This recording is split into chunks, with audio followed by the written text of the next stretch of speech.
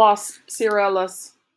As they walked to the bus stop, Isabel recited a list of concerns to Esperanza, sounding exactly as Josefina and Mama had sounded earlier that morning. Put Pepe down for a nap first, and when he falls asleep, put Lupe down. Otherwise, they will play and never go to sleep. And Lupe will not eat bananas. I know, said Esperanza, repositioning Pepe on her hip. Isabel handed her Lupe and climbed the steps of the yellow bus. She found a seat and waved from the window. Esperanza wondered who was more worried, she or Isabel. Esperanza struggled to carry both babies back to the cabin. Thank goodness Isabel had already helped her feed and dress them. She settled them on a blanket on the floor with some tin cups and wood blocks, then put the beans into a big pot on the stove. Hortensia had prepared them earlier with a big onion and a few cloves of garlic and instructed Esperanza to stir them occasionally and let them cook on low heat, adding more water throughout the day. She stirred the beans and watched Lupe and Pepe play. I wish Abuelita could see me, she thought. She would be proud. Later, Esperanza looked for something to feed the babies for lunch. A bowl of ripe plums sat on the table. They should be soft enough to eat, she thought. She took several, removed the pit, and mashed them with a fork. Both babies loved them, reaching for more after each spoonful. Esperanza mashed another 3 plums, and they gobbled every bite. She let them have their fill until they started fussing and reaching for their bottles of milk. Enough of lunch, said Esperanza, cleaning their faces and gratefully thinking that it would be soon be nap time. She slowly changed their wet diapers, remembering all of Josefina and Isabel's instructions. She put Pepe down first, with his bottle, as directed, and when he fell asleep, she put Lupe next to him. Esperanza lay down too, wondering why she was so tired, and she dozed. She woke up to Lupe's whimpering and an atrocious smell. Brown liquid leaked from her diaper. Esperanza picked her up and carried her out of the room so she wouldn't wake Pepe. She changed her into a dry diaper and rolled the soiled one into a ball and put it by the door until she could take it down to the toilets. When she put Lupe back down, Pepe was sitting up in bed, in the same condition. She repeated the diaper changing. With both babies clean, she left them in the bed and dashed to the toilets to rinse the diapers, then she ran back to the cabin.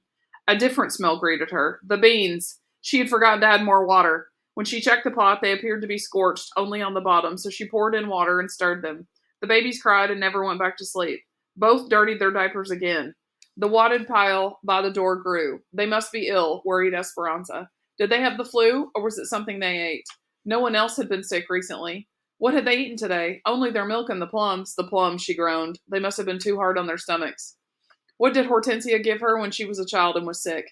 She tried to remember. Rice water. But how did she make it? Esperanza put a pot on the stove and added a cup of rice. She wasn't sure how much water to add, but she remembered that when rice didn't come out soft, Hortensia always said it needed more water.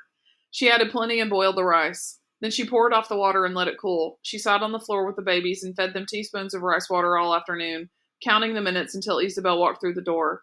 What happened? Said Isabel, when she arrived and saw the pile of dirty diapers by the door. They were sick from the plums, said Esperanza, nodding toward the plate still on the table, where she had mashed them. Oh, Esperanza, they are too young for raw plums. Everyone knows that plums must be cooked for babies, said Isabel. Well, I am not everyone, yelled Esperanza. She dropped her head and put her hands over her face. Pepe crawled onto her lap, making happy gurgling noises. She looked at Isabel, already sorry for screaming at her. I didn't mean to yell. It was a long day. I gave them some rice water and they seem to be fine now. Sounding surprised, Isabel said, That was exactly the right thing to do. Esperanza nodded and let out a long sigh of relief. That night, no one mentioned the number of rinsed and wrung diapers in the wash tub outside the door, or the beans that were obviously burnt, or the pan of the rice in the sink. And no one questioned Esperanza when she said that she was exhausted and wanted to go to bed early. The grapes had to be finished before the first fall rains and had to be picked rapido, quickly, so now there were no Saturdays or Sundays in the week, just work days. The temperature was still over 90 each day, and as soon as Isabel's bus left for school, Esperanza took the babies back to the cabin. She fixed their bottles of milk and let them play while she made the beds. Then she followed Hortensia's instructions for starting dinner before turning to the laundry. She was amazed at the hot, dry air. Often by the time she had filled the clotheslines that were strung between the trees, she had only minutes to rest before the valley sun dried the clothes crisp, and they were ready to fold. Irene and Melina came over after lunch, and Esperanza spread a blanket in the shade. Esperanza liked Melina's company. In some ways, she was a young girl, sometimes playing with Isabel and Sylvia, or telling Esperanza gossip as if they were school friends. In other ways, she was grown up, with a nursing baby and a husband, and preferring to crochet with the older women in the evenings.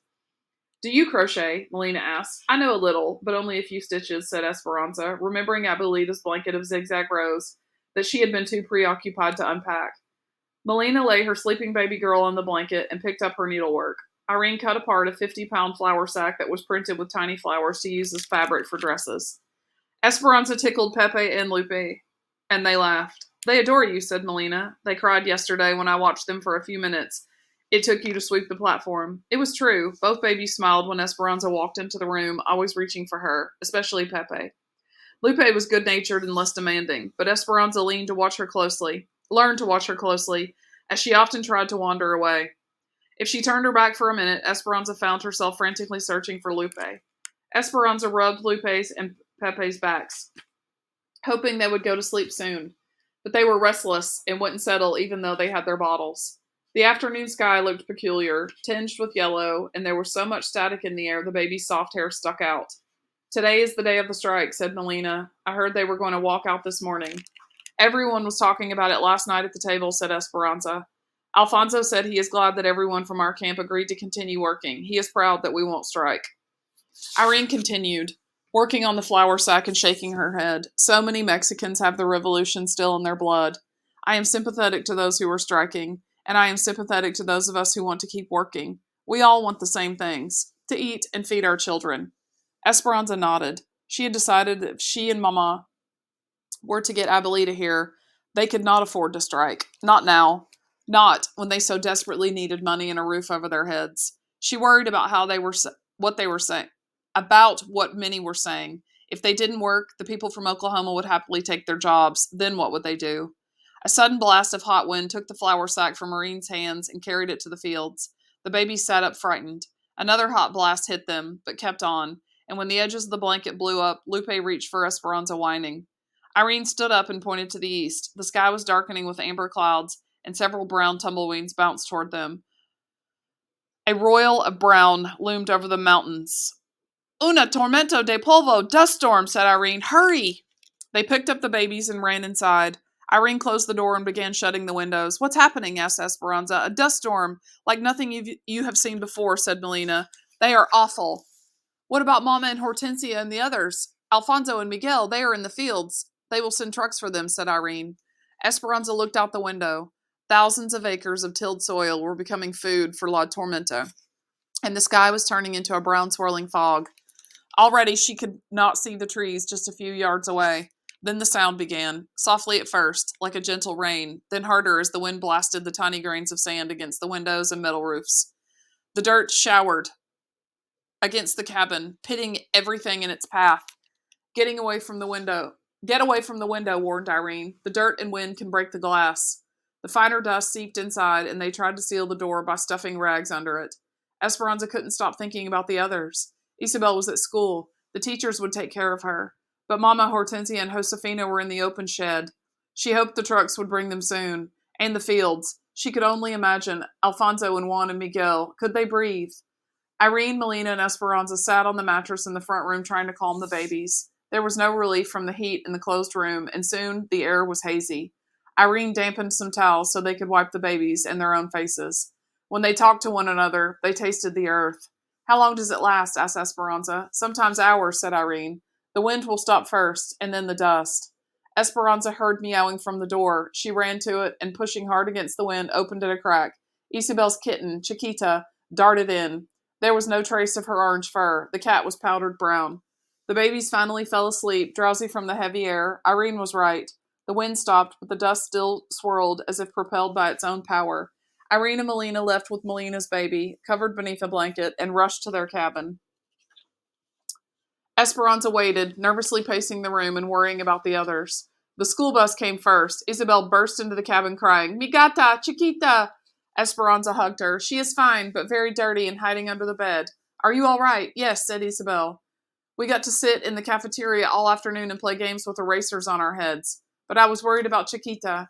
The door opened again, and Mama walked into the cabin, her skin covered with an eerie brown chalkiness and her hair dusted, like the cat's fur. Oh, Mama! I am fine, mija, she said, coughing. Hortensia and Josefina followed, and Isabel put her hands on her cheeks in worried surprise. You look like raccoons, she said. All of their faces had circles of pink around their eyes, where they had squinted against the dust. The trucks could not find their way to the shed, so all we could do was sit and wait, said Hortensia. We hid behind some crates and buried our heads, but it did not help much. Josefina took the babies next door, and Mama and Hortensia began washing their arms in the sink, making muddy water. Mama continued to cough. What about Alfonso and Juan and Miguel? Asked Esperanza. If the trucks could not get to us, they could not get to the fields. We will have to wait, said Hortensia, exchanging a worried look with Mama. A few hours later, Juan, Alfonso, and Miguel arrived, their clothes stiff and brown, all of them coughing and clearing their throats every few minutes. Their faces were so encrusted with dry dirt that they reminded Esperanza of cracked pottery. They took turns rinsing in the sink, the pile of brown clothes growing in the basket. When Esperanza looked outside, she could almost see the trees, but the dust was still thick in the air. Mama had a coughing spasm, and Hortensia tried to settle her with a glass of water. When the adults all finally sat down at the table, Esperanza asked, "What happened with the strike?" "There was no strike," said Alfonso. "We heard that they were all ready, and that there were hundreds of them. They had all their signs. But the storm hit. The cotton is next to the ground, and the fields are now buried in dirt and cannot be picked. Tomorrow they will have no jobs because of an act of God." "What will we do tomorrow?" asked Esperanza. "The grapes are higher off the ground," said Alfonso. "The trunks of the vines are covered, but the fruit was not affected. The grapes are ready and cannot wait. So mañana we will go back to work." The next morning the sky was blue and calm, and the dust had left the air. It had settled on the world, covering everything like a suede blanket. Everyone who lived at the camp shook out the powdery soil, went back to work, and came home again as if nothing had happened. In a week they finished cutting the grapes. Then while they finished packing the grapes, they were already talking about preparing for potatoes. The camp routine repeated itself like the regimented rows in the fields. Very little seemed to change, thought Esperanza, except the needs of the earth. And Mama had changed, because after the storm, she never stopped coughing. "Mama, you're so pale," said Esperanza. Mama carefully walked in the cabin as if she were trying to keep her balance and slumped into a chair in the kitchen. Hortensia was bustling behind her. "I am going to make her chicken soup with lots of garlic. She had to sit down at work today because she felt faint. But it is no wonder, because she is not eating. Look at her. She has lost weight. She has not been herself since that storm, and that was a month ago. I think she should go to the doctor." "Mama, listen to her," pleaded Esperanza. Mama looked at her weakly. "I am fine, just tired. I am not used to the work. And I've told you, doctors are very expensive." "Irene and Melina are coming over after dinner to crochet," said Esperanza. She thought that would cheer Mama. "You sit with them," said Mama. "I'm going to lie down until the soup is ready, because I have a headache.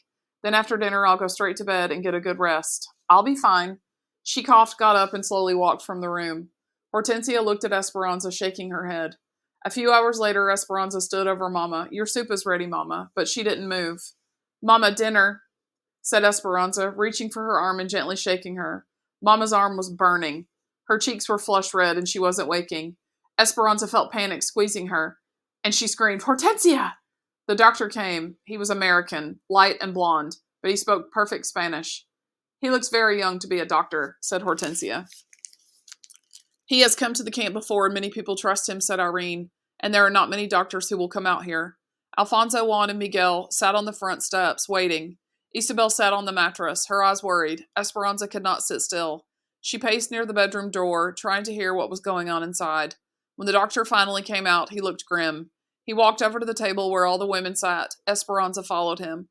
The doctor signaled for the men and waited until everyone was inside. "She has valley fever." "What does that mean?" asked Esperanza. "It's a disease of the lungs that is caused by dust spores. Sometimes when people move to this area and aren't used to the air here, the dust spores get into their lungs and cause an infection."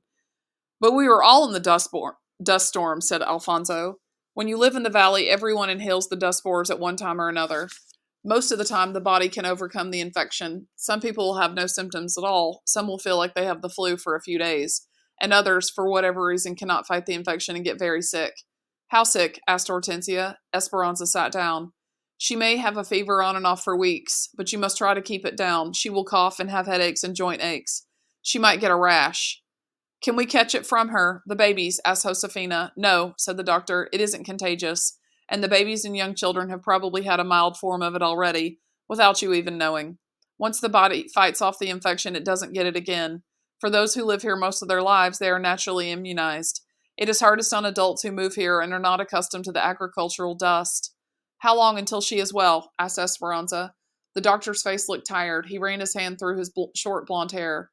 There are some medicines she can take, but even then, if she survives, it might take 6 months for her to get her full strength back. Esperanza felt Alfonso behind her, putting his hands on her shoulders. She felt the blood drain from her face. She wanted to tell the doctor that she could not lose Mama too, that she had already lost Papa, and that Abuelita was too far away. Her voice strangled with fear. All she could do was whisper the doctor's uncertain words. If she survives.